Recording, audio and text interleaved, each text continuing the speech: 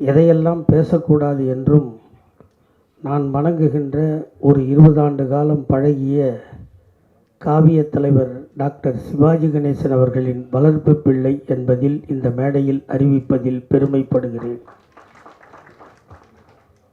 ஆகவே இந்த விழாவிற்கு அழைப்பதற்கு முந்தா நாள் இரவு ஒரு 11:24 இருக்கும்னு நினைக்கிறேன். அவருக்கு எனக்கு மெசேஜ் போடும்போது நான் எப்போவுமே 10 மணிக்கு போனால் ஆஃப் பண்ணுற ஆள். ஏன்னா திட்டுறவன் தான் நிறைய பேர் எனக்கு ஃபோன் பண்ணுவான்.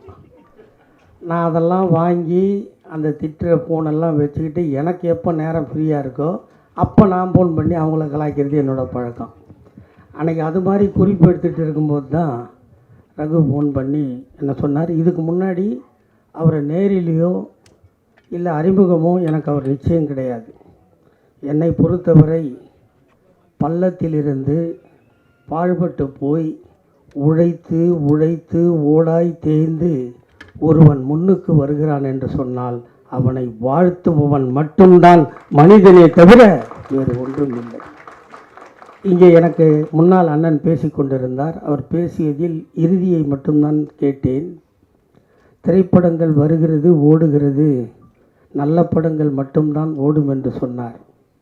எனக்கு அடிக்கடி சிவாஜி சொல்லுவார், காரிலே பயணம் செய்யும்போது ரசிகர்கள் கை தட்ட தட்ட அவன் கலைப்பசி தீரும் வரை நடிப்பவன்தான் நடிகனே தவிர மற்ற எவனும் நடிகன் இல்லை என்று சொல்லியிருக்கிறார்.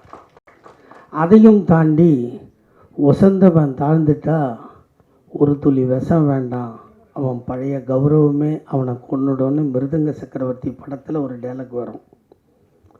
அது மாதிரி என் அன்பு தம்பி ரகுவுக்கு நான் சொல்வது, லிஃப்டில் ஏறி 20வது மாடிக்கு போகாதீங்க. படிக்கட்டில் ஏறும்போது நீங்கள் ஏறுகின்ற படியை எண்ணிக்கொண்டு ஏறுங்கள். ஏறி நின்ற பின்னால் நின்ற இடத்திலிருந்து கீழே வராமல் பார்த்து கொள்ளுங்கள், அதுவே சிறப்பு. கௌரவம் படத்தில் சிவாஜி சொல்லுவார், ஆணைக்கும் அடி சரக்குன்னு சொல்லுவாளேன்னு அந்த அம்மா சொல்லும். அப்போ அவர் சொல்லுவார், ஆணைக்கும் அடி சரக்குமா, அடி சரக்குனா என்ன ஆகும் தெரியுமா, அதால் எந்திரிக்கவே முடியாதுடியே, அதுக்கு தான் சொன்னான். ஆனால் ரஜினிகாந்த் சாய மாட்டேன்னு சொல்லுவார்.